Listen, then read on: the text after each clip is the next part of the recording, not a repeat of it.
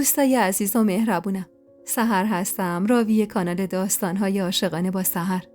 ممنونم که با سابسکرایب کردن کانال عضو ثابتی از خانواده گرم و دوست داشتنیمون میشید. جمع صمیمی از دوستانی مهربون و خوشقلب که در هیچ کانال دیگه‌ای نمیتونید پیدا کنید. آسمون به زمین بیاد، من از اینجا جم نمیخورم. تا با طبیبم حرف نزنم جایی نمیرم. پرستار جوون که اصرارمو دید گفت: طبیب نیومده خانم، ممکنه اصلا امروز نیاد. با سماجت روی صندلی راهرو نشستم و گفتم: پس تا نیاد اینجا میمونم. من تا باهاش حرف نزنم هیچ جا نمیرم. اصلا میرم شکایت میکنم. از تک تکتون شکایت میکنم. معلوم نیست چه بلایی سرم آوردید. تا طبیبمو نبینم از اینجا نمیرم. وساطت بلقیس خانم عطیه و دلداریای پرستاری که اصرار داشت بهم بفهمونه مشکلی ندارمم راه به جایی نبرد. اونقدر سماجت کردم که بالاخره یکی از پرستارا راضی شد طبیب رو خبر کنه. با وجود مخالفت بلقیس خانم همراه پرستار به سمت اتاق طبیب رفتم. میدونستم پامو از این شفاخونه بیرون بذارم دیگه محال حقیقت رو بفهمم.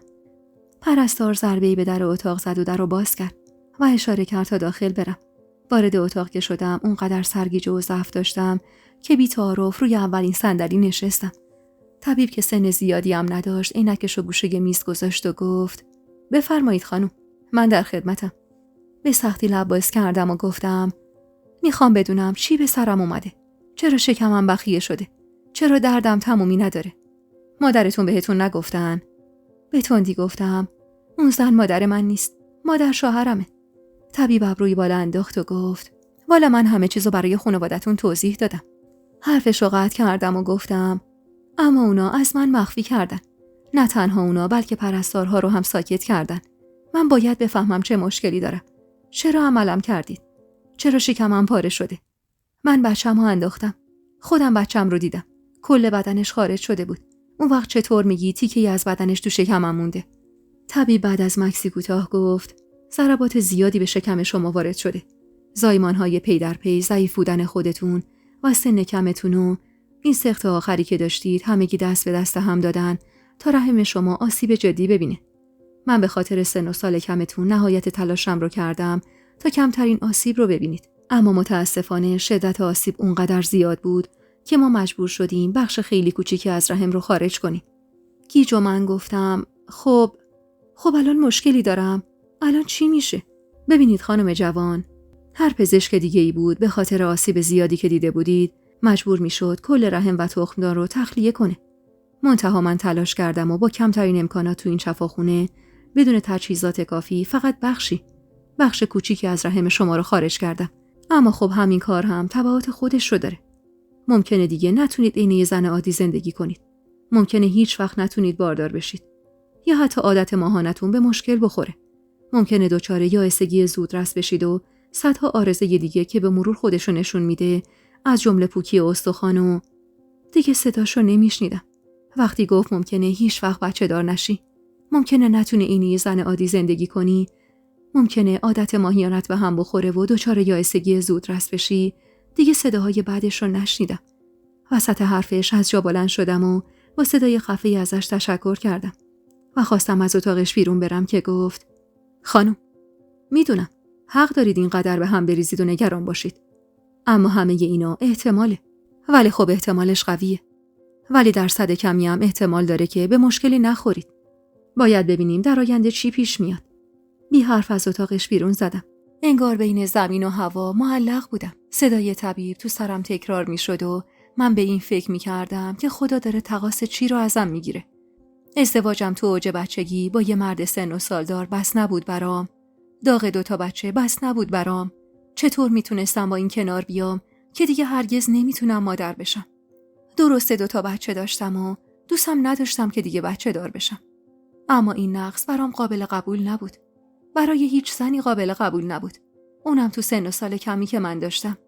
سکوت تنها عکس‌العملی بود که میتونستم در برابر این ظلم داشته باشم. چون نه قدرتی داشتم و نه حامی قوی. برای همین ترجیح دادم سکوت کنم و قدرت از دست رفتم رو به دست بیارم برای تاوان گرفتن از تک تک آدمایی که این بلا رو سرم آورده بودن. اول از همه از خانواده خودم، از ننم و از آقام، از خانو، از بلقیس خانوم و عطیه‌ای که زیر بازومو گرفته بود و صدای فین فین بالا کشیدن دماغش داشت کلافم می‌کرد. به خودم قول دادم. همون روز توی همون شفاخونه به خودم قول دادم از هیچ کدومشون نگذرم و اجازه ندم این ظلم بی جواب بمونه. اون روزی که از آینده و از چیزایی که برام زیر سر گذاشته بود هیچ خبر نداشتم. اون روز برگشتم ده همراه خان که اخم از صورتش پاک نمی‌شد. اونقدر کم حرف و ساکت شده بودم که بلقیس خانم نگرانم بود. حتی دلم نمیخواست برای دیدن بچه‌هام بهشون التماس کنم. ترجیح میدادم تو سکوت و خلوت اتاقم به گذشته و آیندم فکر کنم. خیالم راحت بود که جای پسرا امنه. 3 روز بعد از ترخیصم بود که صدای حرف زدن بلند بلند خسرو رو شنیدم. شنیدن صداش انگار جون دوباره‌ای بهم داد. تازه فهمیده بودم که چقدر دلم براشون تنگ شده. بی توجه به دردی که داشتم از اتاق بیرون زدم. خسرو با دیدنم به سرعت از پله ها بالا دوید و روی زانو نشستم و بغلمو براش باز کردم و محکم در آغوشش کشیدم و بوییدمش. اش صورتمو خیس کرده بود. باورم نمیشد که نزدیک به 1 هفته تمام بود که بچه‌هامو ندیده بودم. جگرگوشه هام رو ندیده بودم. خوب که خسرو رو بوسیدم، از بغلم بیرون کشیدمش و دست دراز کردم و شهریار رو از بغل سریا خواهر تیمورخان بیرون کشیدم. سریا زن فوق‌العاده مهربونی بود. واسه همینم تو اون مدت خیالم راحت بود که یکی هست که این چشماش از بچه‌ها مراقبت میکنه. سریا با محبت گفت: خوبی زن داداش. به خدا عین چشمام ازشون مراقبت کردم. ننم گفت حال روز خوبی نداری؟ گفتم یکم استراحت کنی بعد بیارمشون. زیر لب ازش تشکر کردم و دست خسرو رو گرفتم و بی توجه به دلتنگی بلقیس خانم کشیدمش سمت خودم و گفتم: اگه اجازه بدید با بچه‌هام تنها باشم. دلم براشون تنگ شده. و منتظر جوابشون نموندم و راهی اتاقم شدم. تو اون 3 روز حتی برای خوردن غذا هم سر سفره نرفته بودم. چشم دیدن هیچ کدومشون رو نداشتم. خسرو مدام حرف میزد و از بچه‌های عمش و غذاهایی که خورده بود و جاهایی که رفته بود تعریف میکرد. محکم بغلش کردم. شهریار رو هم تو بغلم گرفتم و چشم بستم. بودن بچه‌هام حالم رو خوب کرده بود. کمی که آرومتر شدم و فکرمو به کار انداختم، انگار تحمل اون درد برام راحت‌تر شد. با خودم گفتم خدا رو شکر 2 تا پسر دارم صحیح و سالم. با وجود تیمورخانیم که چشمش دنبال زنای دیگه بود، دلیلی نداشت دوباره براش بچه بیارم. اصلا همون بهتر که دیگه نمیتونستم بچه داشتم. شاید به خاطر همین دلیلم که شده خان چشم ببنده روی من و دیگه تو اتاقم نیاد. منم سرمو گرم بچه‌هام میکنم و زندگیمو میکنم. گذشت زمان باعث میشد رفته رفته حالم بهتر بشه. دیگه این روز اول حالم بد نبود. اما خب اون اتفاق علاوه بر باردار نشدن، عوارض دیگه‌ای هم برام به دنبال داشت. یه بار که عزت خانم برای معاینه بدری اومده بود تو عمارت، دور از چشم بقیه کشیدمش کنار و ماجرا رو براش تعریف کردم و ازش خواستم بهم بگه آرزه یا اسگی زودرس چیه. وقتی جسته گریخته از اطلاعات ناقصی که داشت بهم گفت ممکنه این عمل چه تبعاتی برام به دنبال داشته باشه، دوباره حالم بد شد. سلامتیمو به خاطر هیچ و پوچ از دست داده بودم و نمیتونستم به خاطرش از تیمورخان بگذرم. تمام تلاشم رو میکردم تا چشمم به چشمش نیفته و مدام تو سرم فکرای مختلفی میچرخید. فکر این که چطور انتقام این بلا رو ازش بگیرم. اما اون روزا نه قدرتی داشتم نه کسی رو داشتم که کمکم کنه. آبان ماه بود و بعد روزای آخر بارداریش رو میگذرون.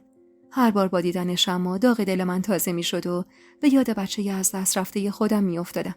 اون روز تو حیاط نشسته بودم و خیره بودم به بازی بچه‌ها. شهریارم به تازگی راه افتاده بود و دنبال خسرو میرفت و سعی میکرد تو بازیشون شرکت کنه. از دور چشمم به حیدر افتاد که داشت با مردی بحث میکرد. مرد مدام میگفت باید با خان حرف بزنه و حیدر میگفت خان قدغن کرده که اون مردو به داخل راه بدن. با کنجکاوی بچه‌ها رو به سمیه که ندیمه جدیدم بود سپردم و از جا بلند شدم. بعد از اون ماجرا دیگه دلم با عطیه صاف نشد. عطیه بهتر از هر کسی میدونست که من حتی یه بارم برای از بین بردن بچه‌م اقدامی نکرده بودم و فقط حرفشو زده بودم. اما واسه خودشیرینی اون حرفا رو به بلقیس خانم زده بود و باعث شده بود که خان اون بلاها رو سر من بیاره. اگه اون زبون به دهن گرفته بود شاید این اتفاقات نمیافتاد. هرچند برام این خواهر بود، اما دیگه نمیتونستم بهش اعتماد کنم و از بلقیس خانم خواسته بودم زن دیگه ای رو برای خدمت بهم بفرسته. عطیه اما از عمارت بیرون نرفته بود. سپرده بودم تو مطبخ کنار دست ننش باشه. تو پخت و پز و جارو کردن و شستن لباسا کمک میکرد. کارش سنگین‌تر شده بود و مزدش کمتر. چند باری هم برای التماس کردن و برگشتن سر کارش اومده بود سر وقتم. اما من دیگه دلی نداشتم که بخواد واسه کسی بسوزه. حتی حاضر نشدم کلمه‌ای باهاش حرف بزنم. هرچند خیلی وقتا فکر می‌کردم عطیه بیگناهه. اما با بلایی که سرم اومده بود نمیتونستم به این راحتی ازش بگذرم. کلاً تو اون ماجرا هر کس کوچکترین دستی داشت ازش دلگیر بودم. از عطیه و خان گرفته تا هر کس دیگه‌ای. جلوتر که رفتم چشمم به مرد قد بلند و جوونی افتاد که جلوی در داشت با حیدر بحث می‌کرد و میگفت: حیدر، خودت میدونی خان به ناحق داره این کارو میکنه. اون زمینای آب و اجدادی منه. اینو همه میدونن. منتها تیمور خان با زرنگی تموم بنجاق جعلی جور کرده. کافیه اون بنجاقای جعلی رو به من بدی، تو رو بی نصیب نمیذارم. حیدر بی‌حوصله گفت: آقا سلیم، واسه من دردسر درست نکن. من کاری نیستم. هرچی خان بگه همونه. حالا امراتو بکش برو تا عباس نیومده سر وقتت. مرد کمی دیگه موند و سماجت کرد و وقتی دید حریف حیدر نمیشه راشو کشید و رفت. از حرفاش فهمیده بودم خان بنجاق زمینای آب و اجدادیشو به نام خودش زده و این مرد که تو شهر زندگی میکرده به محض شنیدن خبر اومده ده تا زمیناشو زنده کنه. کمی فکر کردم. با شنیدن حرفاش فکری به سرم زده بود. من میتونستم با کمک کردن به این مرد و زدن ضرر مالی بزرگی به خان جبران بلایی که سرم آورده بود رو تا حدودی بکنم. معطل نکردم و با عجله به سمت بندرخ رفتم و چادری از روش برداشتم و بی توجه به صدا زدنای سمیه و حیدر از حیاط بیرون زدم و پشت سر مرد را افتادم. نمیدونم چرا حس میکردم توسط این مرد میتونم از خان انتقام بگیرم. پاتون کردم و اسم مرد رو صدا زدم. مرد برگشت و با تعجب نگام کرد. نگاهی به اطراف انداختم و وقتی دیدم کوچه خلوته نزدیکتر شدم و سری گفتم: من میتونم کمکتون کنم دستتون به اون سندا برسه. مرد با تعجب ابروی بالا انداخت. شما کی هستین خانم؟ چرا باید به من کمک کنید؟ از کجا در مورد اون سندا خبر دارید؟ با عجله گفتم: اگه کمک میخوای فقط یه نشونی از اون سندا بهم بده. بعدم یه آدرس از خودت بهم بده تا همشونو برات بیارم. اگه اعتماد نداریم من برم. مرد با عجله گفت: نه بمونید. خانون زمینا رو به ناحق از من گرفته. بعدم شروع کرد در مورد زمینا توضیح دادن که اینکه تو بنجاقشون چی نوشته و آدرسشون کجاست. آخر سرم آدرس خونش رو داد و گفت به هر کی بگی سلیم همه منو میشناسن. سری تکون دادم و خواستم برم که پرسید: شما چه منفعتی از این کار میبرید خانم؟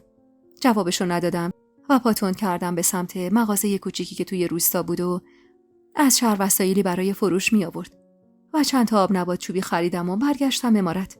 حیدر با دیدنم سراسیمه جلو اومد و گفت: شما کجا رفتید خانم کوچیک؟ چرا هرچی صداتون زدم محل ندادید؟ اخ می کردم و گفتم: بابت رفت آمدم به تو هم باید جواب پس بدم. سرت به کار خودت باشه حیدر، وگرنه از کار بیکار میشی. حیدر که جدیت منو دید سرشو پایین انداخت و زیر لب ازم معذرت خواهی کرد. منم با عجله به سمت اتاقم رفتم. تمام بدنم اما میلرزید و به شدت دلهره داشتم. شک نداشتم با این کار فاتحه خودم رو میخوندم. اما شکست خان برام خیلی بیشتر از اینا ارزش داشت. به جونش که نمیتونستم آسیب بزنم. اما به مالش چرا؟ 2-3 روزی از اون ماجرا گذشته بود و من نمیخواستم بیگدار به آب بزنم تا یه وقت بهم شک کنن. شب شده بود و از پنجره اتاقم حیاطو میپاییدم. ببینم که خاموشی زده میشه و همه به اتاقاشون میرن. از اون طرفم حواسم بود که خان برای خواب اتاق فیروزه میره. به هر حال بعدی روزای آخر بارداریش بود و نمیتونست برای خان هوسران شریک خوبی باشه. منم که به قول خان عین برج زهرمار بودم و دیدنم کفاره میخواست. پس میموند فیروزه‌ای که اگه خان تو سرشم میزد بازم عشق و علاقش به خان ذره‌ای کم نمیشد. منم منتظر همچین شبی بودم. شبی که خان تو اتاق خودش نباشه و ترجیحاً پیش فیروزه باشه. چون معمولاً شبایی که میرفت پیش بدری زیاد تو اتاق بدری نمیموند و بعد از رسیدن به خواستش برمیگشت به اتاقش. اما وقتی پیش فیروزه بود تا خود صبح هم اونجا میموند. حیاط که خلوت شد فانوس خاموشی برداشتم و از اتاق بیرون زدم. با دقت نگاهی به اطراف انداختم. حیدر و عباس جلوی در بودن و اگه دقت میکردن میتونستن منو ببینن. آهسته از پله ها پایین رفتم و با 1000 جور احتیاط خودم رو به اتاق خان رسوندم. وارد اتاق که شدم نفس راحتی کشیدم و به سمت صندوقچه‌ای کنار اتاق رفتم که سند و مدارک رو مطمئن بودم اونجا میذاره. البته که صندوق قفل داشت، اما من یه بار اتفاقی دیده بودم خان کلیدش رو کجا مخفی میکنه. سریع همونجا رفتم و کلیدو برداشتم. اما قلبم عین گنجش تون تون تو قفسه سینم میزد و دستام عجیب میلرزید، جوری که نمیتونستم کلیدو کنترل کنم. اتاق تاریک بود و برای پیدا کردن سندا باید فانوس روشن می‌کردم. آهسته از گوشه پنجره سرکی به حیاط کشیدم.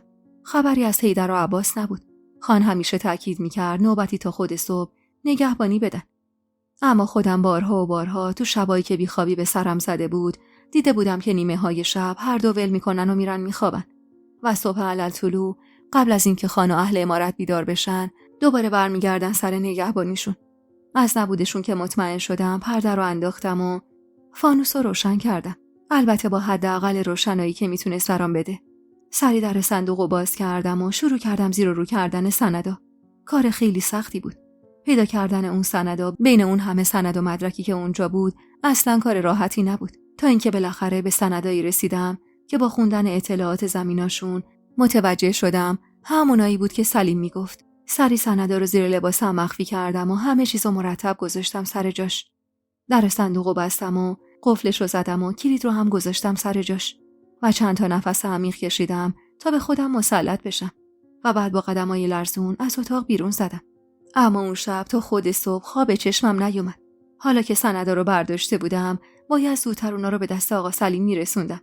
وگرنه اگه خان متوجه نبود سندا میشد ممکن بود برام بد بشه. هرچند که محال بود کسی به من شک کنه. ولی به هر حال به خاطر کینه و دشمنی که بینمون به وجود اومده بود احتمال اینکه به منم شک کنن بود. تا صبح 1000 بار تصمیمم رو عوض کردم. چند باری بلند شدم تا سندا رو سر جاش بذارم. اما وقتی به بلایی که خان سرم آورده بود فکر می‌کردم پشیمون می‌شدم. بیشتر عذابی که می‌کشیدم به خاطر حضور بدری تو زندگی خان بود. برام قابل قبول نبود که خان یه زن معلوم الحال دیوونه رو به من ترجیح داده باشه. این خیلی برام سنگین بود. ای کاش حداقل یه زن عاقل و سالم رو گرفته بود، نه بدری خله رو. از اون طرفم میدونستم با نقصی که پیدا کردم دیگه سهمی از زندگی خان ندارم و بابت کینه‌ای که ازش به دل داشتم میخواستم ازش انتقامی بگیرم تا بلکه دلم کمی آروم بگیره. صبح خروسخون چشم باز کردم و از جا بلند شدم. سندا رو شب قبل ته صندوقم گذاشته بودم. نگاهی به حیاط انداختم و از خلوتیش که مطمئن شدم سری سندا رو برداشتم و زیر لباسم مخفی کردم. بعدم 4 قدم و سرم کردم و از اتاقم بیرون زدم. اما تا در رو باز کردم چشمم به سمیه افتاد که داشت به سمت اتاقم میومد. منو که دید سری جلو اومد و گفت جایی میرید خانم جان؟ چیزی لازم داشتید؟ اصلا نمیدونستم به چه بهانه‌ای بیرون برم که یهو انگار خواسته خدا باشه سمیه گفت میرید گرمابه خانم جان؟ سری گفتم بله. برو بخشمو حاضر کن بیار پایین. خودت هم حواست بچه‌ها باشه تا من برم و سری برگردم. سمیه چشمی گفت و تو چشم به هم زدنی رفت و با بخشم برگشت. درسته که خان برامون یه همون گوشه ی حیاط عمارت ساخته بود. اما خب اصلا به پای گرمابه نمیرسید و از اون همون فقط در مواقع اضطراری استفاده می‌کردیم و میشد گفت بیشتر مواقع رو به گرمابه میرفتیم. واسه همینم این که میگفتم میخوام برم گرمابه اصلا باعث شک کسی نمیشد. سری بخچه رو برداشتم و از عمارت بیرون زدم و پاتون کردم و رفتم به محلی که آقا سلیم گفته بود. اونجا که رسیدم از چند نفری سراغ آقا سلیم رو گرفتم. اون مردی که ازش سوال پرسیده بودم تا اسم سلیمو شنید چشماشو گرد کرد و گفت باهاش چیکار داری ضعیفه؟ سکوت کردم و جوابشو ندادم. مرد که دید من جواب نمیدم اخمی کرد و گفت 3 تا در بری بالاتر خونه سلیمه. تشکری کردم و به سمت خونش رفتم. به محض رسیدن تقی به در زدم و طولی نکشید که همون مرد جوون در رو باز کرد.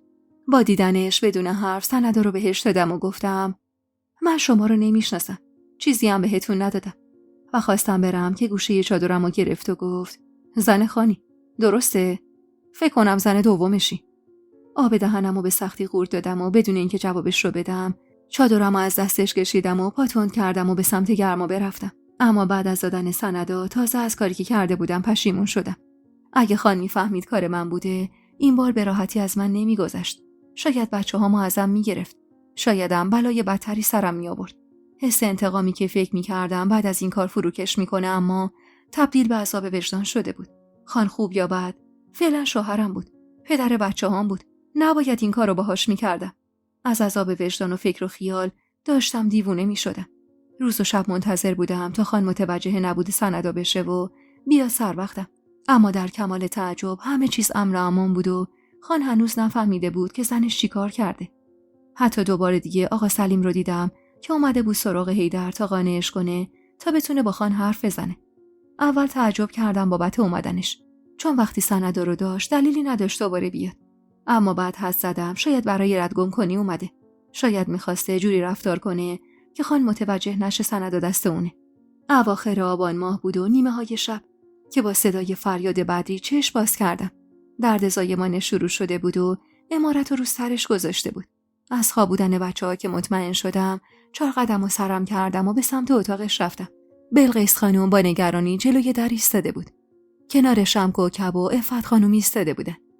با فاصله ازشون ایستادم و با تعجب رو کردم به عفت خانم که چرا به جای داخل اتاق بیرون از اتاق ایستاده. کوکب که نگاه متعجبم رو دید گفت درد شروع شده، راضی نمیشه قابله بره بالای سرش. حتی تشر تیمور خانم فایده‌ای نداشت. میگه اونا بچه‌مو به دنیا میارن. خانم دید حریفش نمیشه، رفت خوابید. ابروی بالا انداختم و گفتم چرا به حرفش گوش میدید؟ عفت خانم برو داخل. این زن عقل درست درمونی که نداره. بلقیس خانم اما گفت نمیشه جونم. میریم داخل، جوری داد و فریاد میکنه و هرچی دور و برش سمتمون پرت میکنه که جرئت نمیکنیم بمونیم. میگه بیرون باشی تا اونا بچه‌مو به دنیا بیارن. الانم خودش تنها تو اتاقه. سری به نشونه تأسف تکون دادم و خواستم به سمت اتاقم برم که در کمال تعجب صدای ناله بدری قطع شد و پشت بندش صدای گریه بچه‌ای پیچید تو گوشم.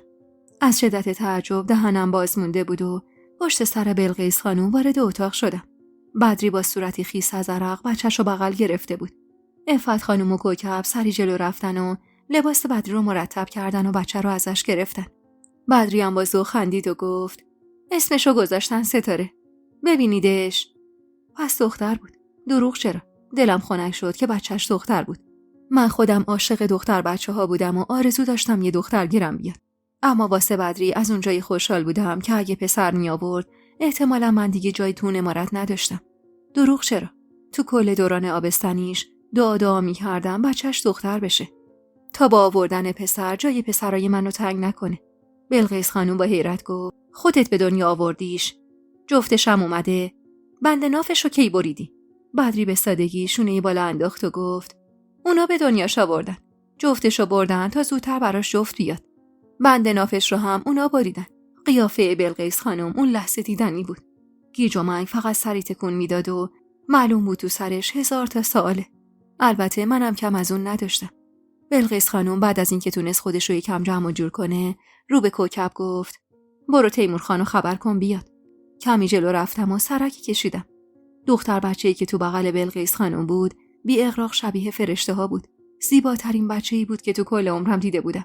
بی اختیار زانو زدم و دست دراز کردم و بغلش گرفتم. چقدر دلم میخواست این دختر من باشه. با وجود اینکه تازه به دنیا اومده بود اما موهای سرش حسابی پرپشت و سیاه بود. رنگ پوستش هم سفید عین برف و لبای کوچیک و قلبه‌ایش دل و دین از آدم میبرد. بلقیس خانم با تعجب گفت 1000 ماشاءالله. چه بچه آرومی. انگار خوابیده. بدری با صدا خندید و گفت اونا بهش گفتن زیاد گریه نکنه و منو اذیت نکنه. کم کم داشتم از حرفای بدری میترسیدم. حس میکردم چهره دخترش هم عادی نیست.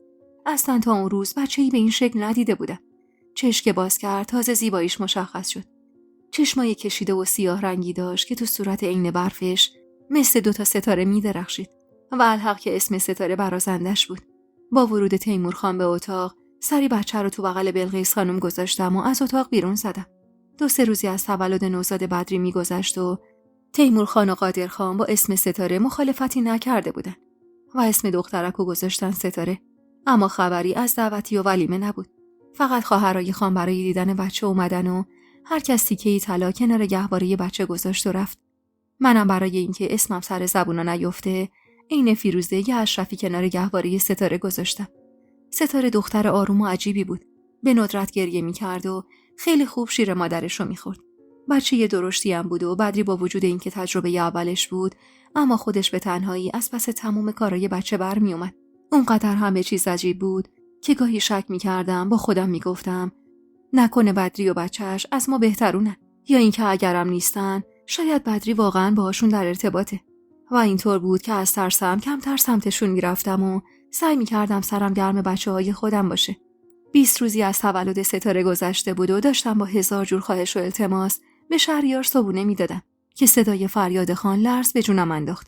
وحشت زده از جا بلند شدم و بی توجه به سفره کوچیک پهن شده ی وسط اتاق از اتاق بیرون زدم. دعا می‌کردم داد و بیداد خان علت دیگه‌ای باشه، اما اشتباه می‌کردم. صدای فریاد خان به خاطر نبودن بنچاق زمینا بود. بلقیس خانم و فیروزه پایین رفته بودن و من اونقدر ترسیده بودم که حتی جرئت نمی‌کردم قدمی به جلو بردارم. دعا می‌کردم خان نفهمه من همچین کاری کردم، چون به شدت از کاری که کرده بودم پشیمون بودم. اما اون روزا اونقدر خشمگین و پرکینه بودم که می‌خواستم فقط ذره خودم آروم کنم. یه بی پدری اومده تو اتاق من و بنچاق زمینایی که براش کلی پول دادم و برداشته و جاشو با چند تا کاغذ سفید عوض کرده. به خداوندی خدا قسم بفهمم کار کی بوده از هستی ساقطش میکنم. نمیذارم حتی واسه یه لحظه تو این دنیا نفس بکشه و حوالش میدم اون دنیا. اون شبی که برای برداشتن سندا رفته بودم، از اونجایی که میدونستم احتمالاً سندا باید تو پاکتی چیزی باشن، چند تا کاغذ سفید همراه خودم برده بودم تا اگه سندا رو پیدا کردم اینا رو جاشون بذارم که کسی زیاد متوجه نشه. بلقیس خانم تلاش میکرد خانه آروم کنه، اما حرفاش بیفایده بود. در نهایت خان چون حیدر رو تو این اتفاق مقصر میدونست دستور داد اونو وسط حیاط فلک کنن. قلبم داشت از سینم بیرون میومد. حیدر بیچاره سن و سالی ازش گذشته بود و من یکی خوب میدونستم که بیگناهه. منتها به خاطر خطای من داشت مجازات میشد. از همون بالا دیدم که فلک آوردن و حیدر رو بهش بستن. صورتم خیس اشک بود و تمام بدنم میلرزید. حیدرم مدام التماس میکرد و میگفت بی تقصیره. اما تیمور خان به حدی عصبانی بود که بعید نبود حتی جون حیدر رو بگیره. چند باری خواستم برم همه چیزو بگم و حیدر رو از اون وضعیت نجات بدم، اما پاسوس کردم و عقب کشیدم. من 2 بچه داشتم و خان به این راحتی از همچین خطایی نمیگذشت. دست روی گوشم گذاشتم تا صدای فریاد حیدر رو نشنوم و با عجله به سمت اتاقم برگشتم. تیمور خان بعد از اون ماجرا فرستاد دنبال آقا سلیم، اما انگار اون مرد آب شده بود و تو زمین فرو رفته بود. جسته گریخته فهمیده بودم زمینا رو زیر قیمت به کسی فروخته و خودش گم و گور شده. بلقیس خانم میگفت با بنچاق جعلی زمینا رو فروخته و حالا خان کاری از دستش ساخته نیست. وقتی عصبانیت خان میدیدم اما دلم حسابی خنک میشد. حق تیمور خان بلای بدتری بود، اما حیف که در همین حد ازم برمی اومد. خان به شدت اون روزا آشفته بود، چون روی فروش اون زمینا حساب باز کرده بود و پول پیش یه زمین تو شهر رو داده بود با امید اینکه زمینای ده رو بفروشه و باقی پول اون زمینو بده. اما حالا هم زمینای ده از دستش رفته بود، هم مجبور بود قید زمین شهر رو بزنه. حیدر رو هم از امارت بیرون کرده بود و جاش مرد جوان دیگه‌ای رو دربون کرده بود.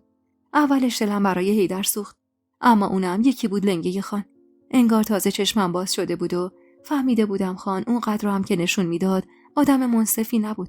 وقتی پای حرفای خدمه میشستم و در مورد نداری و بدبختیاشون میشنیدم، با خودم میگفتم خان تو بدبختی تموم اون آدمو مقصره. اصلا چه دلیلی داشت که خان اون همه زمین داشته باشه و آدمایی که روی اون زمینا کار میکردن حتی به نون شبم محتاج باشن؟ این چه خوش انصافی بود که اون اوایل بلقیس خانم ازش حرف میزد. اتفاقا تیمور خان اصلا خوش انصاف نبود. هرچند که تیمور خان اون روزا با اینکه دیگه رسما خان نبود، اما هنوزم احترام زیادی بین مردم داشت. هنوزم خیلی آرزو داشتن تو عمارت اربابی کار کنن و حتی خیلی زنا و دختراشون رو برای کلفتی خان میفرستادن. اما خب از نظر من تیمور خان اصلا آدم درستی نبود، چه به لحاظ اخلاقی چه به لحاظ انصافی. 10 روزی از اون ماجرا گذشته بود و دیگه خیالم راحت شده بود که دستم رو نمیشه. توی نشیمن نشسته بودم و زیر چشم به دختر بدری نگاه میکردم که با وجود سن کمش تلاش میکرد به پهلو برگرده. تقی به در نشیمن خورد و سمیه سرکی به داخل کشید. با دیدن من داخل شد و با نگرانی گفت: خانم جان. خان گفتم باهاتون کار دارن، برین اتاقشون. با شنیدن این حرف ترس برم داشت. با خودم گفتم حتما خان فهمیده من بنجاقا رو دزدیدم. اما به این فکر کردم که اگه خان فهمیده بود تعلل نمی‌کرد کسی رو پیام بفرسته و مستقیم خودش میومد سر وقتم و اینطور شد که تونستم کمی خودم آروم کنم. پسر رو به سمیه سپردم و با کشیدن چند نفس عمیق تلاش کردم نگرانی رو از خودم دور کنم. نزدیک اتاقش که شدم چند تا سیلی محکم به صورتم زدم تا جبران رنگ پریدگیم بشه و بعد ضربه‌ای به در اتاقش زدم و با اجازه‌ای که صادر کرد در رو باز کردم و داخل شدم. خان پشت میز جدیدی که خریده بود نشسته بود و چند تا کاغذ جلوش بود. نیم نگاهی به من انداخت و اشاره کرد بشینم. به سختی آب دهنم رو قورت دادم و روبروش نشستم. سکوتش که طولانی شد، تمام جرأتم رو جمع کردم و گفتم با من کاری داشتید؟ بدون اینکه نگام کنه گفت تو میدونستی من سند و مدارک مهم رو کجا نگه میدارم، مگه نه؟ لب گزیدم و صادقانه گفتم بله، تو اون صندوق گوشه اتاق. خان سری تکون داد. و میدونستی کلید اون صندوق کجاست؟ سری گفتم نه، فقط یه بار خودتون گفتی سند و مدارکتون رو اینجا میذارید. از جای کلیدش خبر ندارم. حرفم تموم نشده از جا بلند شد و دستشو پشت کمرش زد و به هم نزدیک شد. ناخودآگاه بلند شدم و ایستادم. انگار متوجه ترسم شد. کمی به هم نزدیک شد و دست انداخت زیر چونم و با همون چشمای زاغی که ازش وحشت داشتم خیره شد به هم و گفت تو جای کلید اون قفل رو نمیدونستی؟ سرمو به طرف این تکون دادم. روزی که اون سلیم نامرد اومده بود با من حرف بزنه، چرا پشت سرش از عمارت بیرون زدی؟ هان؟ چرا وقتی هیدر ازت سوال کرده کجا رفته بودی، جواب سربالا دادی؟ دستمو مشت کردم تا جلوی لرزش بدنم رو بگیرم و با صدایی که وحشت توش موج میزد گفتم کدوم روز خان؟ من یادم نمیاد. محکم هلم داد عقب و با خون سردی گفت یادت میارم. یعنی میدم یادت بیاره. منتها قبلش باید یه کاری بکنه. باید این دندون لقو از ریشه بکنه. بعدم با صدای بلندی عباسو صدا زد. وحشت زده چسبیده بودم به دیوار و جرأت نداشتم تکون بخورم. طولی نکشید که عباس به همراه دربون جدید که اسمش جعفر بود و همینطور مرد مسنی با محاسن سفید وارد اتاق شدن. اصلا نمیفهمیدم میخوان چی کار کنن. مرد مسن دفتر بزرگی هم دستش بود و با اشاره عباس بالای اتاق نشست و دفترش رو باز کرد. خان دست روی شونم گذاشت و با فشاری که بهم آورد مجبورم کرد بشینم. به سختی نشستم و خیره شدم به اون مرد مسن. مرد گلویی صاف کرد و گفت تیمور خان، مطمئنید؟ بخونم صیغه رو. تازه فهمیدم خان میخواد چی کار کنه. میخواست طلاقم بده. حتما بعدشم بچه‌هامو ازم میگرفت و دیگه هیچ وقت نمیتونستم ببینمشون. اشک حلقه زد تو چشمم و با صدای لرزونی نالیدم میخواید چی کار کنید؟ میخواید طلاقم بدید؟ خان کمی به هم نزدیک شد و با خشم گفت حقت مرگه. طلاق اولشه. چند باری پلک زدم تا جلوی ریزش اشکمو بگیرم و خیره شدم به گلای قالی و سعی کردم حواسم و جمع خطبه طلاقی کنم که بدون رضایتم داشت خونده میشد. عین خطبه عقدم. اونم بدون رضایتم خونده شد. خطبه طلاق خونده شد و عباس و جعفر شدن شاهد طلاق. با دستای لرزون جاهایی که اون مرد نشونم داد و امضا کردم و عقب رفتم. توی اون لحظات انگار زبونم قفل شده بود و هیچ حرفی برای دفاع از خودم نداشتم. و حالا هم که طلاقم داده بود اصلا نمیدونستم چی قراره به سر من و بچه‌هام بیاد و این بیخبری از آینده داشت دیوونم میکرد. مرد بعد از تموم شدن امضاها چند کلمه‌ای با خان حرف زد و بعد وسایلش رو جمع کرد و همراه عباس و جعفر از اتاق بیرون زد. قلبم داشت از سینم بیرون میومد. با رفتنشون خان بازومو گرفت و بلندم کرد و محکم منو به دیوار کوبید. و با صدایی که کنترل میکرد بالا نره گفت میری با دشمن من دست به یکی میکنی؟ از من دزدی میکنی؟ از کسی که زندگی خودت و خانواده‌تو بهش مدیونی؟ گفتم من کاری نکردم خان. من دزدی نکردم. مشتی به دیوار پشت سرم کوبید و فریاد زد دروغ میگی لعنتی. عین یه تیکه آشغال از زندگی میندازمت بیرون. داغ دیدن بچه‌هات رو هم به دلت میذارم. نفیسه، من بلایی سرت میارم که روزی 1000 بار از خدا مرگ تو بخوای. بعدم یقه لباسمو گرفت و کشون منو از اتاق بیرون کشید. از صدای داد و بیداد خان همه خدمه جمع شده بودن تو حیاط. سر چرخوندم و بلقیس خانم روی ایوون دیدم. شهریار رو بغل گرفته بود و با غصه نگاه میکرد. انتظار داشتم بیاد کمکم. انتظار داشتم اجازه نده خان بلایی سرم بیاره. اما از دور فقط داشت نگاه میکرد. خان کشون منو از پله‌های زیر زمین پایین برد و پرتم کرد اون تو. از وحشت گریم بند اومد و فقط دنبال راهی بودم تا خودم رو نجات بدم. خان به هم نزدیک شد. 4 قدمو از سرم کشید و چنگی به موهام زد. دستمو به سرم گرفتم تا کمتر درد سوزش کشیده شدنش رو حس کنم. از کی با اون مردک در ارتباط بودی؟ هان؟ در قبال چی حاضر شدی از شوهر دزدی کنی؟ با حقیق گفتم من دزدی نکردم. محکم هلم داد سمت دیوار. سرم به دیوار خورد و مایه گرمی ریخته شد روی گردنم. دستی به گردنم کشیدم و با دیدن رد اون مایه روی دستم وحشتم بیشتر شد. خان بی توجه به من دستشو پشت کمرش زد و با عصبانیت گفت فکر کردی با یابو طرفی؟ فکر کردی من احمقم و نمیفهمم رعیت پاپتیم نقشه کشیده واسه نابودیم. نادون، انقدر رد از خودت به جا گذاشتی که اگه نمیفهمیدم احمق بودم. رفتی از همسایه‌های سلیم سراغ خونش رو گرفتی. یه زن ناشناس با صورت پوشیده وسط روز واسه چی باید بره سراغ اون مردک؟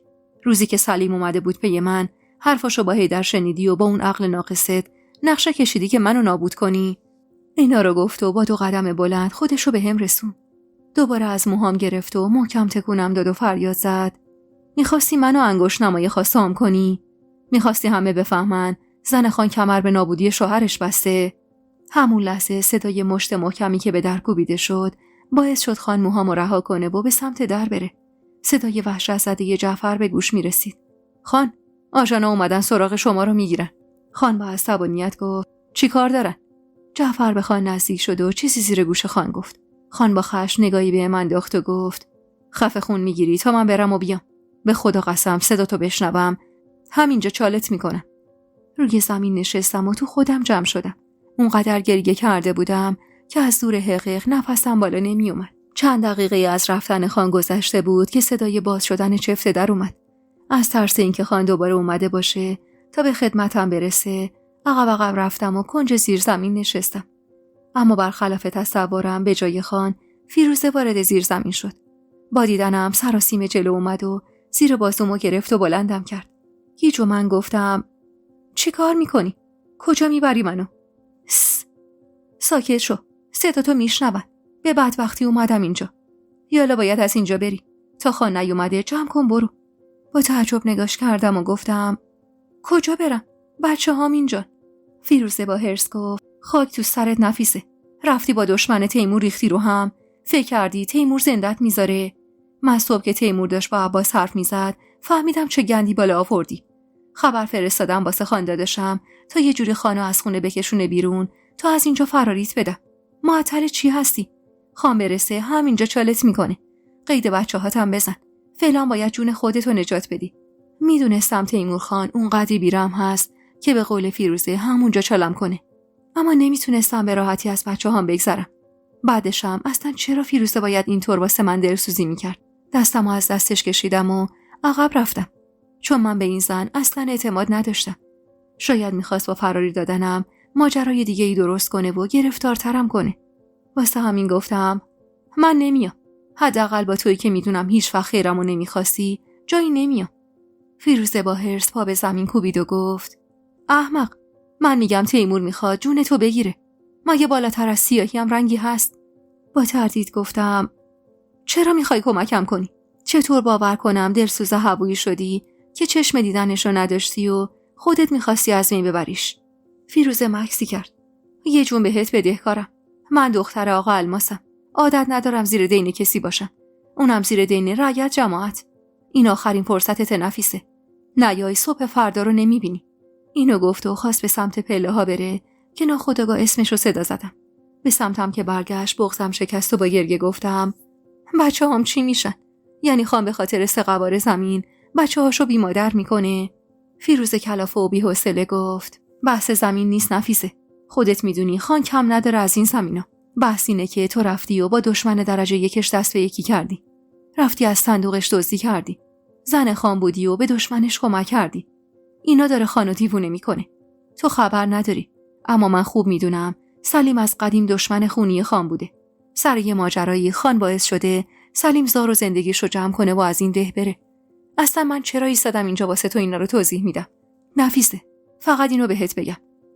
اگه نیای دیگه نمیتونم کاری برات بکنم. الانم اگه اینجام با کمک بلقیس خانومه که خدمه رو از حیاط بیرون کرده. به جنب اگه جون تو دوست داری. خدا رو چه دیدی؟ شاید روزی تونستی دوباره بچه‌هاتو ببینی. به اجبار دنبالش راه افتادم. انگار راهی جز اعتماد کردن به حبوم نداشتم. خصوصا این که گفته بود پشت این قضیه بلقیس خانومم هست. و من به ناچار به هوایی که میدونستم چشم دیدنمو نداره و عجیب بود برام کمک کردنش اعتماد کردم. وارد حیاط که شدم در کمال تعجب دیدم حیاط خلوته. فقط سمیه کنار مطبخ ایستاده بود و معلوم بود داره اطرافو میپاد. با دیدنم به سرعت جلو اومد و بخشه‌ای گذاشت توی بغلم و گفت هر چیزی که لازم داشتید اینجاست خانم جان.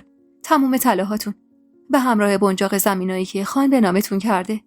با بغض گفتم بچه‌هام میخوام ببینمشون. فیروزه با حرص بازومو گرفت و گفت نمیشه نفیسه. هر لحظه ممکنه تیمور برگرده و ما رو ببینه. فاتحه هممون خونده است. سمیه دستمو گرفت و با اطمینان گفت خانم جان، عین چشمام ازشون مراقبت میکنم. خیالتون راحت باشه. فیروزه بازومو محکم‌تر از قبل گرفت و گفت باید بری نفیسه.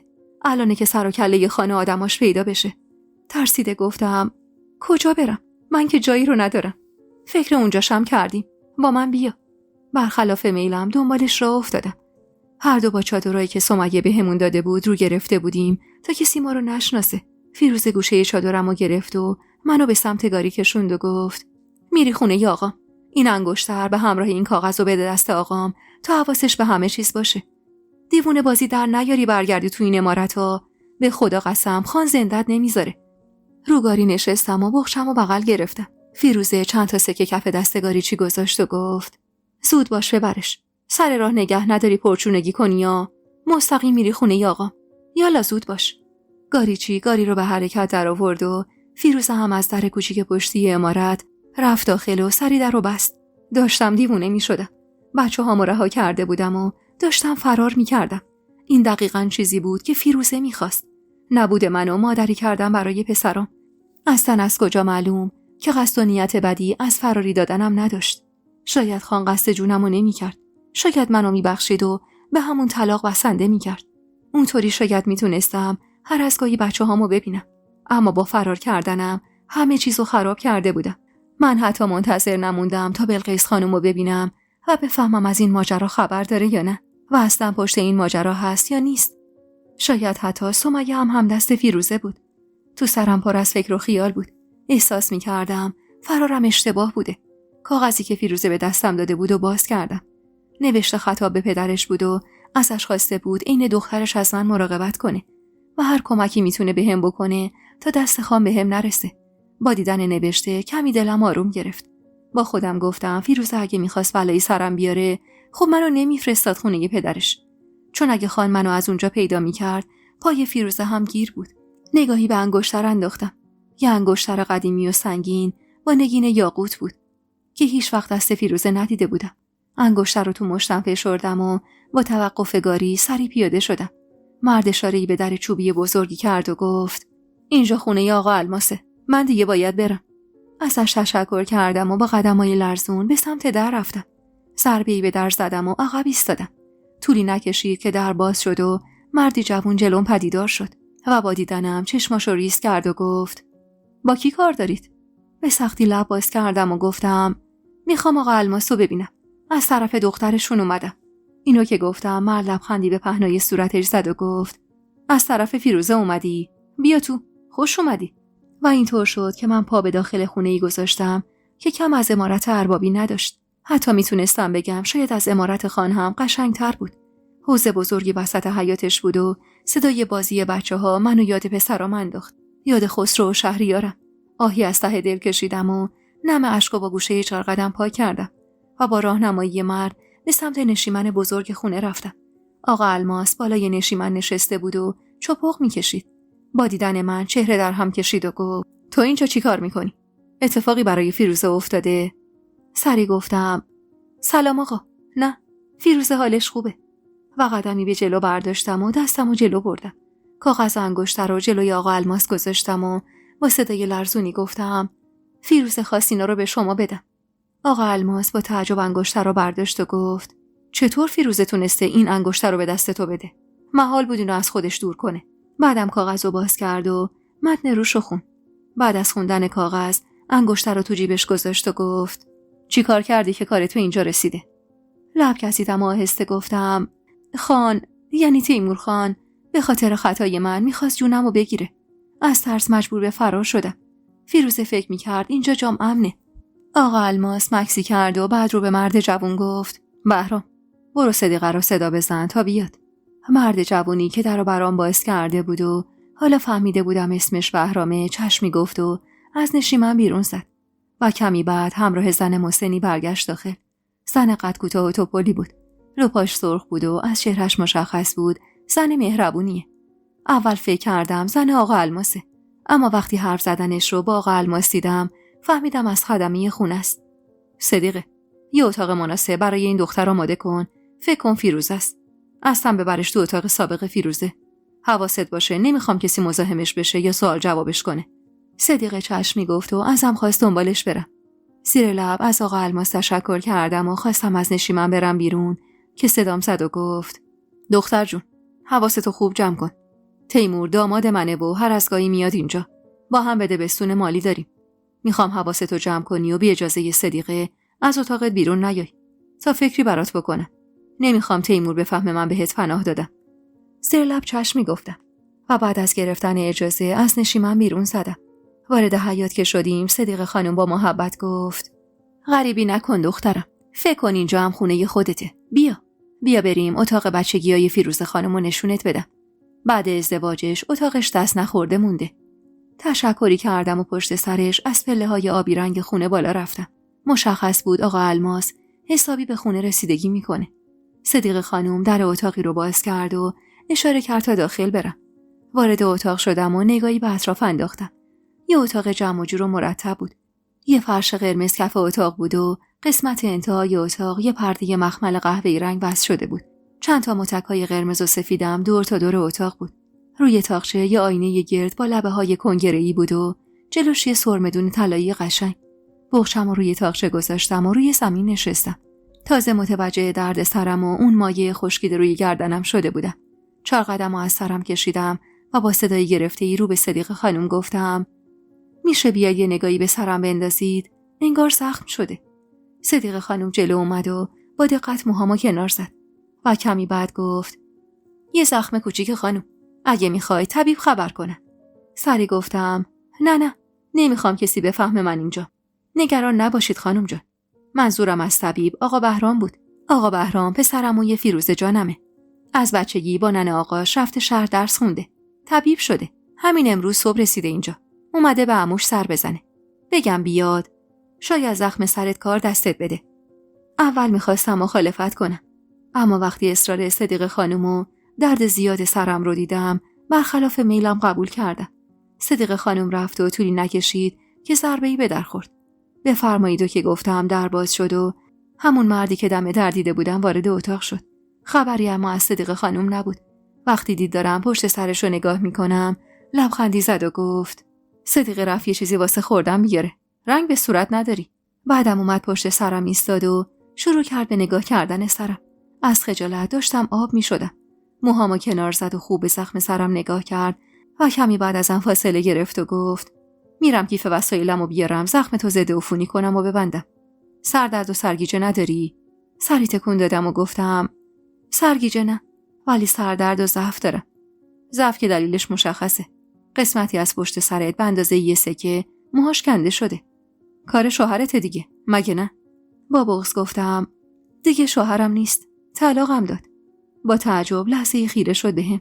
تو چشمای تیرش چیزی دیدم که ناخودآگاه دلم لرزید و سری نگاهمو ازش گرفتم. اونم سری بیرون رفت و کمی بعد با کیف وسایلش برگشت. همونطور که داشت زخم سرمو تمیز میکرد با صدایی گرفته‌ای گفت هیچ وقت ازش خوشم نمیومد. منظورم به تیمور خانه. موقعی که اومد خواستگاری فیروزه خیلی با عموم حرف زدم که جلوی این ازدواجو بگیره. اما عمو به این ازدواج به شکل یه معامله نگاه میکرد.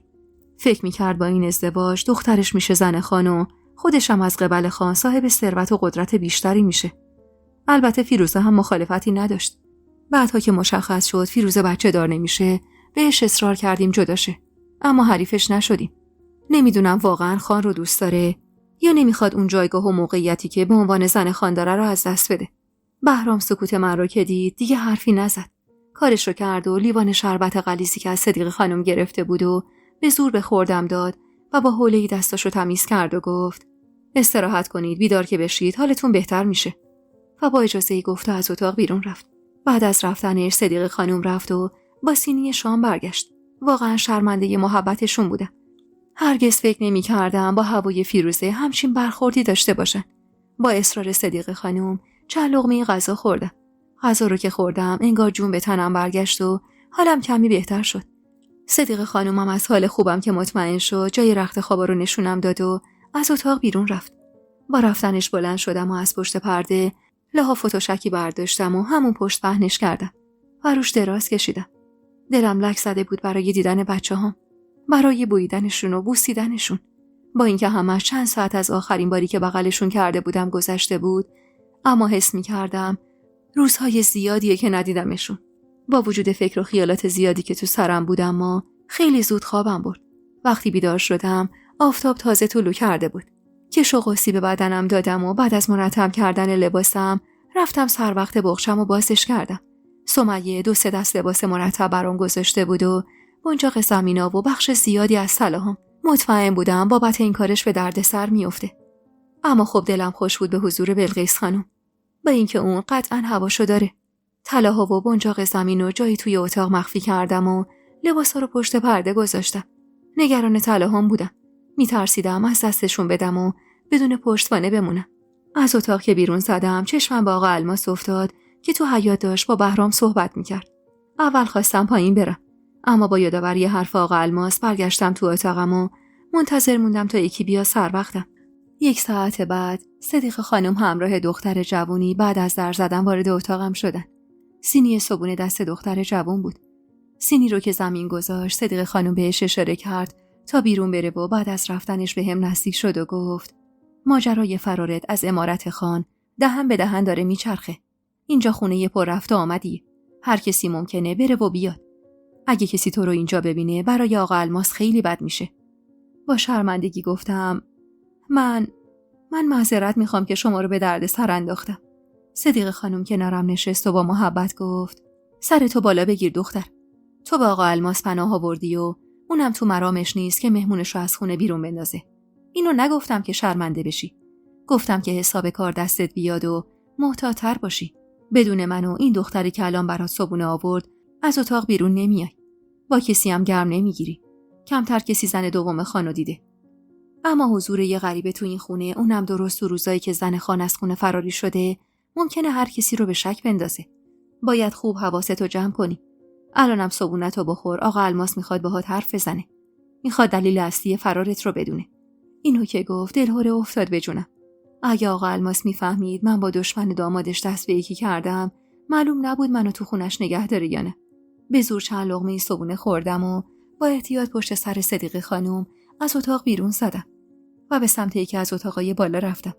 پشت سر صدیقه خانم وارد اتاق شدم و سلام آرومی کردم و گوشه‌ای نشستم. آقا الماس نیم نگاهی به هم انداخت و گفت دیروز خسته بودی، نخواستم سوال جوابت کنم. حرفش اما با صدای تقی که به در خورد نصفمون. در باز شد و برادرزادش بهرام وارد اتاق شد. با اجازه‌ای گفت و سلامی به من کرد و نزدیک عموش نشست. حضور اون بدتر منو معذب میکرد. آقا الماس که سکوت منو دید گلویی صاف کرد و گفت میشنوم دختر جون، حرف بزن. تیمور خان برای چی بهت غضب کرده؟ برای چی کارت به فرار کردن کشیده؟ به سختی لب باز کردم و گفتم تیمور خان حدود 1 سال اندی قبل زن دیوونه‌ای که بهش پناه داده بودیم و به حق خودش در آورد. بعد از اون ماجرا من به خاطر اعتراض کردنم کم کم از چشمشون افتادم و دیگه چشم دیدن منو نداشتن و دنبال راهی بودن تا از شرم راحت بشن. من دقیق نمیدونم چی شده، اما از حرفای خان فهمیدم بنجاق چند تا از زمیناش گم شده و به دست مردی به اسم سلیم افتاده. آقا الماس با شنیدن اسم سلیم از تو حرفام چشماشو ریز کرد و گفت نکنه تو بنجاق زمینا رو به اون مردک قمارباز دادی؟ با وحشت نگاش کردم و گفتم نه اصلا من همچین کاری نکردم. من اصلا این مردی رو که میگن نمیشناسم. بین من و خان مشکلاتی به وجود اومد. خان بعد جور منو کتک زد، جوری که طبیب بهم گفت دیگه هیچ وقت نمیتونم مادر بشم. خان فکر میکنه من به تلافی اون کارش رفتم با اون مرد دست به یکی کردم. بهرام با کنجکاوی گفت قضیه زمینا چیه؟ آقا الماس با اخمایی در هم گفت زمینا رو اون سلیم بیشرف تو قمار به یکی بدتر از خودش باخته. تیمور خان وقتی فهمیده واسه اینکه اون زمینا دست غریبه نیفته 2 برابر قیمتش خرج کرده و بنجاق زمینا رو از اون مرد گرفته. منتها بنجاقا هنوز به اسم اون سلیم سگ‌پدر بود. خان میخواست با کمک همون مردی که بنجاقا رو ازش گرفته بود ثابت کنه بابت زمینا پول داده و با امضای چند تا از ریش سفیدا بنجاقا رو به نام خودش بزنه و بعد به قیمت بفروشه. خود منم یکی از مشتریای اون زمینا بودم. همه کاراش رو هم کرده بود که به گوشش رسید سلیم زمینا رو فروخته به یکی که خان چشم دیدنش رو نداره و خودش هم آب شده و رفته تو زمین. از بحث زمینا و پول زیادی که تیمور بابتش داده بگذریم، سلیم همیشه دشمن و بدخواه تیمور بوده. خیلی از زمینایی هم که از تیمور بعد از سیاست‌های خانستیزانه دولت وقت و کم کردن قدرت خاورین گرفته شد، زیر سر سلیم بی پدر و لاپورت دادناش بود. بعدم که زمینا رو برداشته و فروخته به یکی که چشم دیدن خانو نداره. تیمورم که دیگه الان قدرت زیادی دستش نیست که بتونه زمینا رو پس بگیره. ماجرا یه جورایی حیثیتیه. پای حرف و تتم قدرت تیمور در میونه. نتونه زمینا رو از اون مرده بگیره، دیگه مردم برا حرفش تره هم خورد نمی‌کنن. قلبم تون تون میزد و کف دستم عرق کرده بود. حالا که فهمیده بودم اون زمینا حق خود خان بوده، بیشتر احساس شرمندگی می‌کردم. اما مجبور بودم سکوت کنم و به روی خودم نیارم که دست به همچین کاری زدم. وگرنه حمایت این مرد رو هم از دست میدادم. آقا الماس با دقت نگام کرد و گفت: خان چرا فکر کرده تو بنجاق زمینا رو به سلیم دادی؟ چطور انقدر مطمئن بوده بابت این موضوع؟ با لکنت گفتم: من نمیدونم. شاید به خاطر اینکه فکر میکرده من ازش کینه دارم. وگرنه من چرا باید راضی به ضرر پدر بچه هم بشم؟ خان خوب یا بد پدر پسرای منه. مال اموالش در نهایت برای پسرای منه. باید خیلی احمق باشم که بخوام بهش ضرر مالی بزنم. و تو دلم گفتم در واقع احمق بودم. حرفم اما انگار خدا رو شکر آقا الماس قانع کرده بود. چون بعد از کمی سکوت گفت: اگه اینطوره من با تیمور حرف میزنم. آروم تر که شد باهاش حرف میزنم و قانعش میکنم که بیگناه بودی. با دلهره و ترس گفتم: تیمور خان زندم نمیذاره آقا. به خدا زندم نمیذاره. دیروزم اگه دختر شما به دادم نمیرسید منو تو همون زیر زمین چال میکرد. من نمیدونم کی بهش گفته من بنجاق زمینا رو برداشتم. اما هر کی بوده خان اونقدر بهش اعتماد داشته که بدون سوال کردن از من ملای ده رو آورد و صیغه طلاق رو جاری کرد. من تیمور خانو میشناسم. وقتی بی حرف پس و پیش زنشو، مادر بچه‌هاشو طلاق داده، یعنی قیدشو زده. به خدا که اگه بفهمه من اینجام یه لحظه هم زندم نمیذاره. بهرام اخم می‌کرد و گفت: یعنی چی که زندت نمیذاره؟ مگه شهر هرته؟ مملکت قانون داره. مگه میشه همینجوری یکی رو از بین برد و آبم از آب تکون نخوره؟ تلخندی زدم و گفتم: بله میشه. جسم بیجون خواهر من چند سال قبل پیدا شد. یکی اونو از بین برده بود، اما هیچ کس نتونست حقیقت رو آشکار کنه و دنبال ماجرای مرگش رو بگیره. انگار شما نمیدونید آقا. تو این ده هر کسی قدرت و پول داشته باشه هر کاری میتونه بکنه، خصوصا که خانه چندین و چند آبادی باشی. اون وقته که دیگه کسی جرئت نمیکنه بهش بگه چرا. آقا الماس اشاره‌ای به من کرد و گفت: خیلی خوب، برو تو اتاقه تا فکری برات بکنم. نمیخوام زیاد تو چشم باشی. چشمی گفتم و از جا بلند شدم. قبل بیرون رفتن به سمتش برگشتم و با التماس گفتم: شما رو به جون تک دخترتون قسم میدم به تیمور خان نگید من اینجا. بعد از خدا تنها امید من به شماست. من هر جایی برم تهش حق رو به خان میدن و منو برمیگردونن تو اون امارت. فقط شما میتونید منو از این مخمسه نجات بدید. آقا الماس بی حرف سری تکون داد. زیر لب ازش تشکر کردم و بیرون رفتم. دلم اما عین سیر و سرکه میجوشید. میترسیدم آقای فیروزه حرفی از بودن من تو خونش بخوام بزنه و دروغم برملا بشه. با فهمیدن اینکه اون زمینا حق خان بوده و بابتش پول زیادی داده، دیگه شک نداشتم که خان از جونم نمیگذره. اون روزا اما عجیب نگران پسرام بودم. شهریار عادت داشت تو بغل خودم بخوابه و خسرو به شدت شیطون بود و نیاز مراقبت شدیدی داشت. میترسیدم حالا که خودم نیستم کسی حواسش به بچه‌هام نباشه و بلایی سرشون بیاد. چند روزی از حضورم تو اون خونه میگذشت. بیشتر وقتم رو تو اتاق بودم و سرم پر بود از فکر و خیال. آقای فیروزه هم سکوت کرده بود. فقط صدیقه خانم و دختر جوونی که اسمش فهیمه بود رو میدیدم و فقط با اونا اجازه داشتم از اتاق بیرون برم. فیروزه هم سری به خونه پدرش نمیزد تا بفهمم تو امارت چه خبره.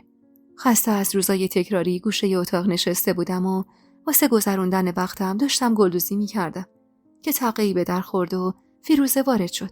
هیچ وقت فکر نمی‌کردم از دیدن فیروزه اونقدر خوشحال بشم. با دیدنش از جا بلند شدم و هیجان زده جلو رفتم و بی اختیار واسه اولین بار تو عمرم محکم بغلش کردم. فیروزه رو ترش کرد و منو از خودش جدا کرد و گفت: چی کار میکنی؟ هر کی ندونه فکر میکنه رفیق گرما به گلستون هم دیگه ایم. برو کنار، خفم کردی. 2 قدم به عقب رفتم و پرسیدم: خوبی فیروزه؟ چقدر دیر اومدی؟ بچه‌هام خوبن؟ خسرو سراغمو نمیگیره؟ شهریار بدون من خوابش میبره؟ بلقیس خانوم چطوره؟ تیمور خان نفهمید شما به من کمک کردید. فیروزه بی‌حوصله چادرش رو زمین گذاشت و گفت ماشاءالله به فکت. چقدر حرف میزنی؟ بذار نفسم بالا بیاد بعد سوال جوابم کن. بی‌طاقت کنارش نشستم و خیره شدم بهش. فیروزه بعد از سکوتی کوتاه گفت پسرا خوبن. سمیه و بلقیس خانم و عطیه حواسشون بهشون هست. نگران اونا نباش.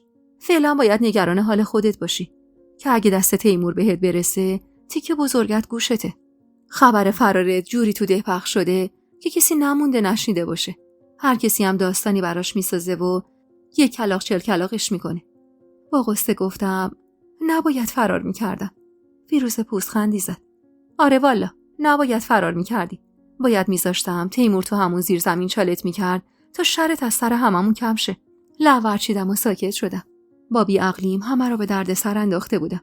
و دود این دردسر اول از همه تو چشم خودم و بچه‌هام رفته بود. فیروزه حال روزمو که دید گفت حالا نمیخواد زانوی غم بغل بگیری و اینجور ماتم زده بشینی جلو. اتفاقیه که افتاده و کاریم از دستت ساخته نیست. آقام خبر فرستاده بیام دیدنش. حتما میخواد در مورد تو با هم حرف بزنه. گفتم قبل رفتن سری بهت بزنم خیال تو بابت بچه‌ها راحت کنم. سرمو انداختم پایین و گفتم فیروزه من بانج آقا رو به اون مرد ندادم.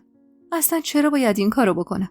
فیروزه طبق معمول همیشه از اون پوزخندای معروفش زد و گفت نفیسه این دروغو به یکی بگو که تو رو نشناسه. من چند ساله دارم باها توی یه خونه زندگی میکنم. راست و دروغ تو خوب میفهمم. جز تو کسی نمیتونه همچین کاری بکنه. کم عقلی و احمق. اونقدر احمق که نفهمیدی با این کارت به خودت بیشتر از هر کسی آسیب زدی. اون زمینا در نهایت سهم بچه‌های خودت بودن نادون. این چه کاری بود که کردی؟ اش نشست روی گونم. اونقدر این دروغو با خودم تکرار کرده بودم تا باورم بشه من بانج آقا رو به سلیم ندادم. یعنی راهی جز این نداشتم. اگه اعتراف گناه می‌کردم معلوم نبود چی به سرم میاد. فیروزه ادامه داد خوبه نمیخواد واسه من آبغوره بگیری. فعلا که غلطشو تو کردی تن و بدن ما داره میلرزه. خان وقتی فهمید نیستی زمین و زمانو به هم ریخت. اگه بلقیس خانم نبود معلوم نبود خشمش دامن چند نفر رو میگرفت. بلقیس خانم گفت من از خدمه خواستم به کارشون برسن، تو هم لابد در زیر زمین رو درست شف نکردی. نفیسه هم از خلوتی حیات استفاده کرده و جونشو برداشته و فرار کرده. هرچند بعید میدونم که باور کرده باشه این حرفا رو، اما خب میدونی که معمولا رو حرف بلقیس خانم حرفی نمیزنه. همون روز سراغ خانواده‌ام رفت.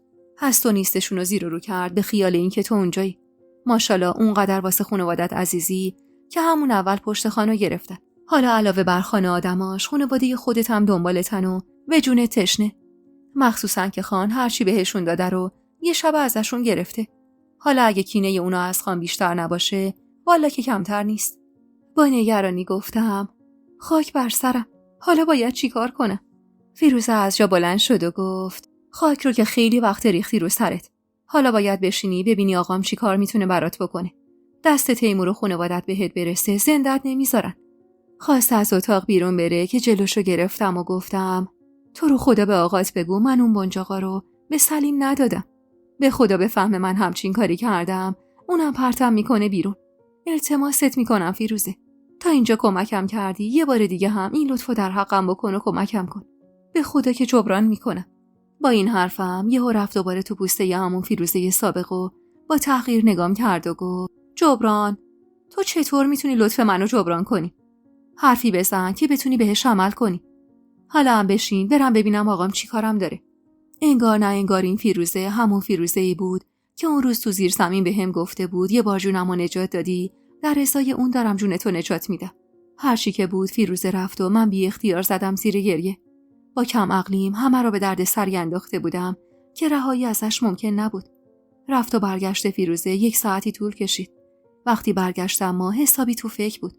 دوست داشتم زودتر بدونم بین اون و آقاش چی گذشته، اما جرأت پرسیدن نداشتم. فیروزه بعد از سکوتی کوتاه گفت آقا میگه اینجا موندن تو ممکنه براش دردسر درست کنه. لعور چیدم و دوباره اشک نشست توی چشمم. حدس می‌زدم آقاش میخواد از شر من و دردسرام خلاص بشه. به هر حال اون مرد هر چقدر مهمون دوست بود بازم منافع خودش رو به حمایت از هوای دخترش ترجیح میداد و هرگز به خاطر من نمیومد خودش رو به دردسر بندازه. تو فکر و خیالاتم غرق بودم که فیروزه گفت میخواد تو از اینجا بری. کجاش دیگه به اون ربطی نداره. یعنی از اولم تو و درد سرات و آقای من ربط نداشته. منم اشتباه کردم که تو رو فرستادم اینجا. با گریه گفتم خب حالا باید چیکار کنم؟ الان که هیچ جایی واسه رفتن ندارم. فیروزه نفس پرهرسش رو بیرون داد و گفت پسرمون یه پیشنهاد داد که نمیدونم عملی میشه یا نه. 2-3 روز دیگه میخواد برگرده شهر پیش خانواده‌اش. ازم خواست بهت بگم میتونی باهاش بری. عموم تو شهر خونه یه بزرگی داره. میتونی کنار دست خدمه کار کنی و همونجا هم زندگی کنی. فقط اگه بخوای بری دیگه تموم پلای پشت سرتو خراب کردی. شاید تا ابد نتونی بچه‌هاتو ببینی. باید قیدشون رو واسه همیشه بزنی. با این حرفش قلبم تون تون شروع کرد به زدن و اشک صورتمو خیس کرد. فکر رفتن از اون ده و ندیدن بچه‌هام داشت دیوونم میکرد. واسه همین با گریه گفتم هیچ جا نمیرم. برمیگردم به امارت. میام و به پای تیمورخان میافتم. التماسش میکنم. هر کاری لازم باشه میکنم تا منو ببخشه. من نمیتونم از بچه‌هام دور باشم فیروزه. از این ده که برم دیگه دستم به بچه‌هام نمیرسه. من بدون اونا یه لحظه هم دووم نمیارم. در کمال ناباوری دیدم که فیروزه ابروی بالا انداخت و با بیرحمی گفت همون موقعی که با مرد غریبه زد و بند میکردی باید به بچه‌هات فکر میکردی. همیشه احمق بودی و با خریت و حماقتت ببین به کجا رسیدی. خسته از زخم زبون زدنای فیروزه با اطمینان گفتم برمیگردم امارت. میافتم به پای تیمورخان تا منو ببخشه. اصلا همون روز باید میموندم تو اون زیر زمین و به حرف تو گوش نمیدادم. اشتباه کردم. حالا هم بالاخره کاریه که کردم. شاید اصلا تا الان عصبانیتش کمتر شده باشه. میام امارت بهش میگم اینجا بودم. حتما از جونم میگذره و اجازه میده گوشه از اون ده زندگی کنم. اینجوری لااقل هر از گاهی بچه‌هامو میبینم. فیروزه با عصبانیت نگام کرد و گفت فکر این که به تیمور بگی من تو فرارت نقش داشتم و از سرت بیرون کن. چون به کل هم خودم هم خانواده‌ام حرفتو تکذیب میکنی. روز اول کمکت کردم تا جونتو نجات بدی. قرار نیست به خاطر حماقت تو من تابام پس بدم. میخوای با پسرمون بری برو. میخوای برگردی امارت و طلب بخشش کنیم کسی مانعت نمیشه. فقط حق نداری اسمی از من و خانواده‌ام ببری و بگی این مدت تو اینجا بودی. چون نه آقام حرفتو تایید میکنه نه تیمور خان باور میکنه هوایی که به خونه تشنه بوده جونتو نجات داده باشه. من تا اینجا هر کاری لازم بوده کردم. بعد این خودتی و خودت. الانم باید زودتر برگردم امارت. اینو گفت و بدون خداحافظی از اتاق بیرون رفت. باورم نمیشد انقدر زود و راحت پشتمو خالی کرده باشه. البته که از حماقتم بود. چون از اولم نباید بیشتر از این از فیروزه انتظار داشتم. اصلا نباید دست به دستش میدادم. دیگه تو اون خونه اما احساس راحتی نمی‌کردم. ولی تنهایی رفتم پیش خان هم حماقت بود. معلوم نبود چه بلایی سرم بیاره. خوب فکر کردم و بعد فکری به سرم زد. ناهارمو که خوردم وسیله هامو جمع کردم و بخشمو زدم زیر بغلم و از اتاق آهسته بیرون زدم. داشتم به سمت اتاق آقا الماس میرفتم که چشمم به پسرم و یه فیروزه افتاد. با دیدنم جلو اومد و گفت سلام، خوبید؟ فیروزه باهاتون حرف زد؟ فکراتونو کردید؟ سرمو پایین انداختم و گفتم بله، بهم گفتن شما چه لطفی در حقم میخواید بکنید. اما راستش من نمیتونم قبول کنم. بچه‌های من اینجان. نمیتونم چشم بندم رو بچه‌هام و قیدشون رو بزنم. با صدایی که تعجب توش موج میزد گفت پس میخواید چیکار کنید؟ آهی کشیدم و گفتم میرم با تیمورخان حرف میزنم و ازش میخوام منو ببخشه و اجازه بده تو آبادی خودمون زندگی کنم. اینجوری لااقل هر از گاهی بچه‌هام رو میبینم. اما خان ممکنه بلایی سرت بیاره. نمیترسی؟ لبخند محوی زدم و گفتم یه فکرایی کردم. چاره‌ای جز این کار ندارم. پسر کوچیکم هنوز 2 سالش نشده. پسر بزرگمم خیلی بهم وابسته است. نمیتونم تنهاشون بذارم و برم دنبال زندگی خودم. ناباورانه گفت جداً 2 تا پسر دارید؟ اصلا بهتون نمیاد. با غصه گفتم اگه بچه‌هام زنده میموندن الان 4 تا بچه داشتم. سنم خیلی کم بود وقتی شوهرم دادن. هنوز 20 سالم نشده.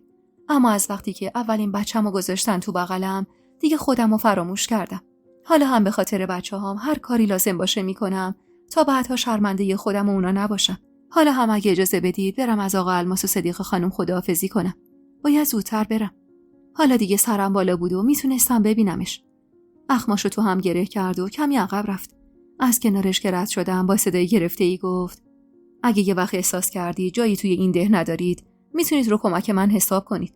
ازش تشکر کردم و تقی به در اتاق آقا الماس زدم. اون موقع از ظهر حیاط خونه خلوت بود و بهترین موقع واسه رفتنم بود. از آقا الماس بابت مدتی که تو خونش پناهم داده بود تشکر کردم و بهش گفتم میخوام برگردم پیش خان و ازش طلب بخشش کنم. اونم مخالفتی با تصمیمم نداشت. تازه انگار از خودش بود از خونش برم و شهرم از سرشون کم بشه. برای اینکه خیالم رو هم راحت کنه گفت برو دختر جان، از اولم اشتباه کردی، فرار کردی. تیمور بد یا خوب پدر بچه‌هاته. هر خطایی که کرده باشی بازم نمیاد مادر بچه‌های خودش رو از بین ببره. حالا اون موقع یه حرفی از سر خشم زده. شما نباید باور می‌کردید. اگر از روز اول فیروزه به من میگفت که همچین تصمیمی داری، من بهش اجازه نمیدادم فراریت بده و دردسری به دردسرات اضافه کنه. بی توجه به حرفاش با تردید گفتم من میتونم به تیمور خان بگم این مدت تو خونه شما بودم. خودتون خوب میدونید پشت سرم توده این مدت چه حرفایی زده شده. اگه خان بفهمه تو خونه شما بودم شاید از گناه فرار کردنم بگذره. آقا الماس کمی فکر کرد و بعد یه دفعه از جا بلند شد و گفت اصلا خودم برات میگردونم خونه شوهرت. اینجوری بهتره. خدا رو خوش نمیاد وقتی اینجا بودی و چشم بد هیچ نامحرمی بهت نیفتاده 1000 جور حرف یاوه پشت سرت بزنه.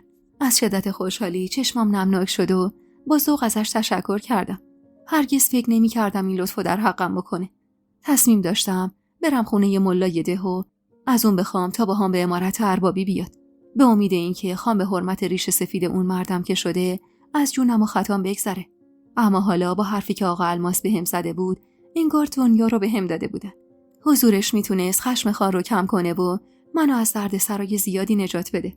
تا رسیدم به عمارت 1000 جور فکر و خیال به سرم زد. دلتنگ بچه‌ها من بودم و پشیمون بودم از فرار کردنم.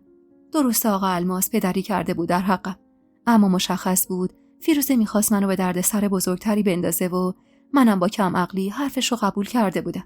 جلوی در عمارت که رسیدیم نگاهم به حیدر افتاد که کنار جعفر ایستاده بود. یعنی برگشته بود. حتما با حرفایی که در مورد من و سلیم به خان زده بود تونسته بود برگرده و خان از گناهش گذشته بود. چادرم رو کمی جلو کشیدم، جوری که فقط چشمم از چادر بیرون بود و پشت سر آقا الماس از گاری پیاده شدم و به سمت عمارت رفتم. حیدر با دیدن آقا الماس مشغول خوشوبش کردن شد و تعارف کرد تا داخل بشیم. به خیال اینکه من همراه آقا الماسم حتی نگاهی هم به من ننداخت و من با خیال راحت وارد عمارت شدم. آقا الماس نگاهی به اطراف انداخت و گفت برو پیش مادر شوهره تا من برم با تیمور خان حرف بزنم. چشمی گفتم و جلوی چشم متعجب چند خدمی که تو حیاط بودن با عجله به سمت اتاق بلقیس خانم رفتم. جلوی در که رسیدم صدای گریه شهریار به گوشم رسید. دیگه طاقت نداشتم و بدون معطلی و در زدن وارد اتاق شدم و در رو بستم. با دیدن صورت کبود شده از گریه شهریار چادرم و زمین گذاشتم و بی توجه به بهت و تعجب بلقیس خانم و سمیه که رنگ به صورتش نمونده بود زانو زدم و شهریار رو محکم بغل کردم و زدم زیر گریه. بچم تو بغلم به آنی آروم گرفت و مشغول بازی کردم با گلای لباسم شد. جوری بغض کرده بود و به هم چسبیده بود که دلم نمی اومد از خودم جداش کنم. با صدای گرفته‌ای سلام کردم و سراغ خسرو رو گرفتم. بلقیس خانم با اخمایی در هم گفت اگه بچه‌هات واسط مهم بودن فرار نمی کردی. حالا بعد این همه وقت اومدی اینجا چیکار؟ فکر کردی تیمور از جونت میگذره؟ با بهت نگاهی به سمیه انداختم و گفتم مگه تو نگفتی بلقیس خانم از فرار من خبر داره؟ مگه نگفتی خودش ازتون خواسته بهم کمک کنید جونمو بردارم و فرار کنم؟ سمیه به لکنت افتاده بود و با دستپاچگی گفت من خانم جان دوستای عزیز و مهربونم یک دنیا ممنونم که تا پایان این قسمت همراه هم بودید و خوشحال میشم اگه نظراتتون رو در مورد این قسمت توی کامنت ها با ما به اشتراک بذارید.